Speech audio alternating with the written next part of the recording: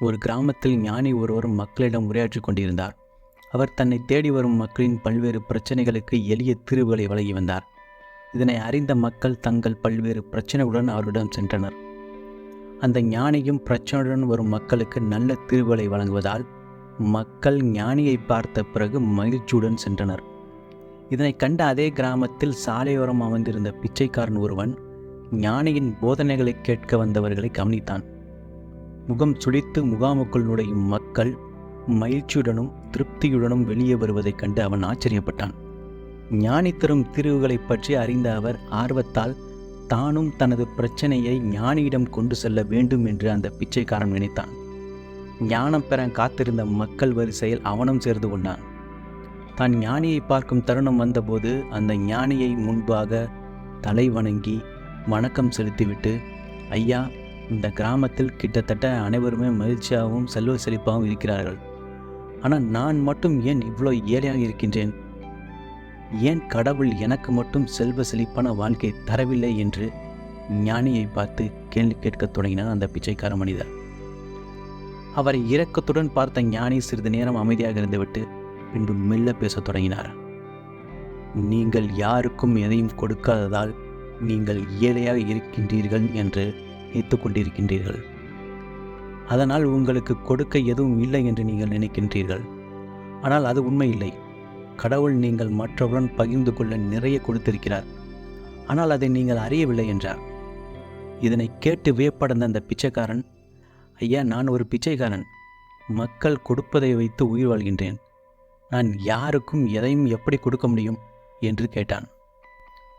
ஞானி அமைதியாக இருந்துவிட்டு பின்பு மெல்ல பேசத் தொடங்கினார்.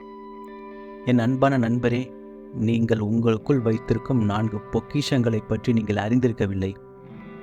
இந்த 4 பொக்கிஷங்கள் என்னவென்றால், முதல் பொக்கிஷம், நீங்கள் மற்றவர்களுக்கு நம்பிக்கை மற்றும் மகிழ்ச்சியை தரும் ஒரு புன்னகையை உங்களிடம் வைத்துள்ளீர்கள். இதுவே முதல் பொக்கிஷம். இரண்டாவது பொக்கிஷம், கனிவான மற்றும் உற்சாகமான வார்த்தைகளை சொல்ல ஒரு வாய் உங்களிடம் உள்ளது. இதுவே இரண்டாவது பொக்கிஷம். மூன்றாவது பொக்கிஷம் என்னவென்றால், மற்றவர்களை கருணையுடனும் இரக்கத்துடனும் பார்க்க உங்களுக்கு அழகான 2 கண்கள் உங்களிடம் உள்ளது. இதுவே மூன்றாவது பொக்கிஷம்.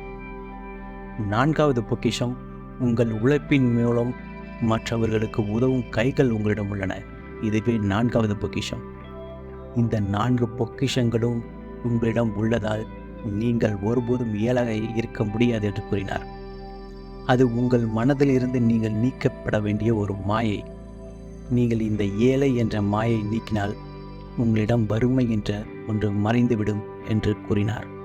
ஞானியின் இந்த போதனை கேட்டதும் அந்த மனிதனின் முகம் மலர்ந்தது.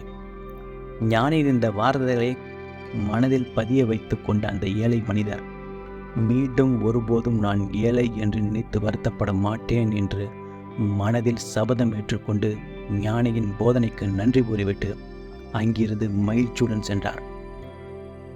நாம் நம் வாழ்க்கையில் கடவுள் நம்மை பணக்காரர்களாகவும் செல்வ செழிப்பாகவும் ஆக்கவில்லை என்று நினைத்து தங்கள் விதியை குறை கூறிக்கொண்டே இருக்கின்றோம். இந்த கதையில் வரும் ஞானி அந்த ஏழை மனிதருக்கு கூறிய அறிவுரையை நினைவில் வைத்து கொண்டு கடவுள் தங்களுக்குள் கொடுத்திருக்கும் பொக்கிஷங்களை அடையாளம் கண்டு உணர வேண்டும். ஏழ்மை என்பது நம் மனநிலையை பொறுத்ததே.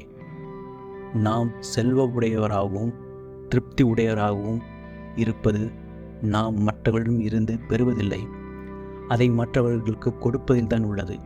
எனவே நாம் கொடுப்பதுதான் நம்மிடம் 1000 மடங்கு திரும்பி வரும் என்பது இயற்கையின் விதி. எனவே கொடுப்பவர்கள் ஒருபோதும் ஏழையாவதில்லை என்பதை எப்போதும் நாம் நினைவில் வைத்துக் கொள்ள வேண்டும். இந்த கதை உங்களுக்கு பிடித்திருந்தால் சப்ஸ்கிரைப், லைக், ஷேர் மற்றும் கமெண்ட் பண்ணுங்க. இந்த கதையை கேட்டதற்கு நன்றி.